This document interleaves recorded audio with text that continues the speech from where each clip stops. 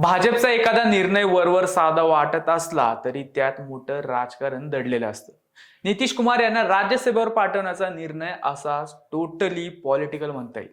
या निर्णयाने नितीश यांना केंद्रात बडपद मिळणार हे नक्की आहे, तर त्यांच्या मुलाचीही बिहारमध्ये एंट्री होणार आहे। पण भाजप त्याच्या दुप्पट किंमत वसूल करणार हे लक्षात घ्यायला हवं। बिहारचं केवळ मुख्यमंत्री पद मिळवणं एवढंच भाजपचा मर्यादित उद्देश नाहीये, त्यांच्या डोक्यात बरंच काही शिजते। ते काय हे जाणून घेऊया आजच्या भागातून। नमस्कार, मी श्रेयरी आणि आपण बघताय बोल बिंदास। देशातलं सर्वात सेन्सिटिव्ह राज्य म्हणजे बिहार। एकीकडे आपण बिहार मागासलेला आहे असं मानतो, पण कुठल्याही आंदोलनाची, नव्या समीकरणांची सुरुवात याच राज्यातून सुरू होते। हा इतिहास आहे। मागच्या काही वर्षात बिहारमधील सत्तेची समीकरणं अनेकदा बदलली। नितीश कुमार यांनी कधी भाजप सोबत तर कधी महागठबंधन सोबत सत्ता स्थापन केली। मागच्या विधानसभा निवडणुकीत भाजप सोबत निवडणूक लढवत नितीश यांनी निर्विवाद यश मिळवलं। मुख्यमंत्रीपदीही पुन्हा नितीश यांचीच वर्णी लागली।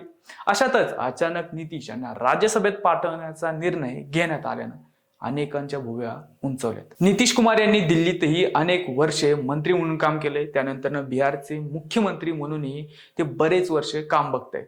विधानसभेत नितीश आपल्या मुलाला पुढे आणतील असं बोललं जात होतं, पण प्रत्यक्षात तसं काही झालं नाही। पण मुलाची राज्यात एंट्री करून केंद्रात मोठं मंत्रिपद मिळवण्याच्या बदल्यात नितीश हे मुख्यमंत्रीपद सोडण्यास तयार झाल्याचं सांगण्यात येते। अलीकडे त्यांच्या प्रकृतीच्याही काही समस्या आहेत, त्यात पक्षाचं पुढचं भवितव्य म्हणून ते मुलाला राजकारणात आणायच्या तयारीत आहेत। हे पाहता त्यांच्याकरिता हा फायद्याचा सौदा ठरतो, परंतु भाजपचा फायदा त्यापेक्षा मोठा आहे।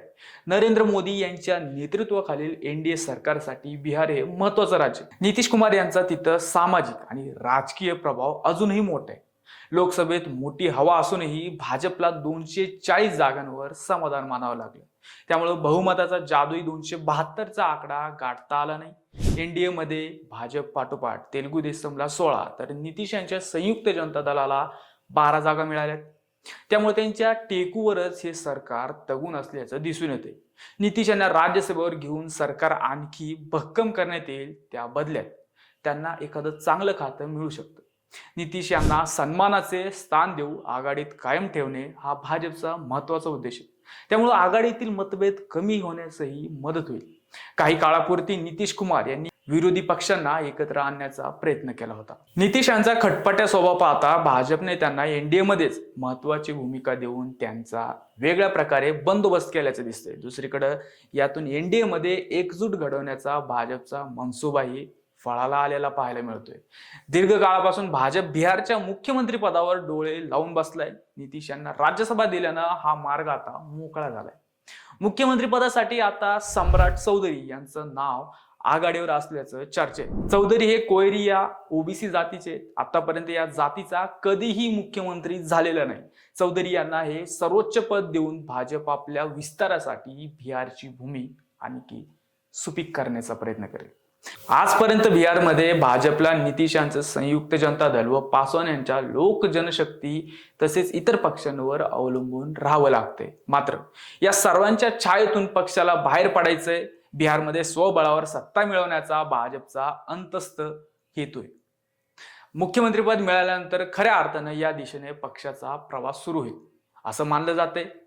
राज्यसभेच्या माध्यमातून नितीश कुमार यांना राष्ट्रीय पातळीवर अधिक सक्रिय होता येईल। संसदेतून ते विविध राष्ट्रीय प्रश्नांवर भूमिका मांडू शकतात। त्यामुळे त्यांची प्रतिमा केवळ बिहारपुरती मर्यादित न राहता राष्ट्रीय नेते म्हणून पुढे येईल, हेही खरंच आहे।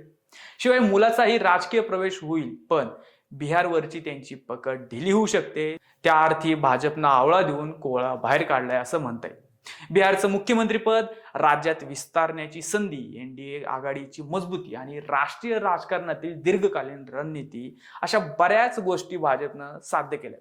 तुम्हाला काय वाटतं हे कमेंट करून आम्हाला नक्की कळवा आणि अजूनही आमचं चॅनल सबस्क्राईब केलं नसेल तर आत्ताच करा। जय हिंद।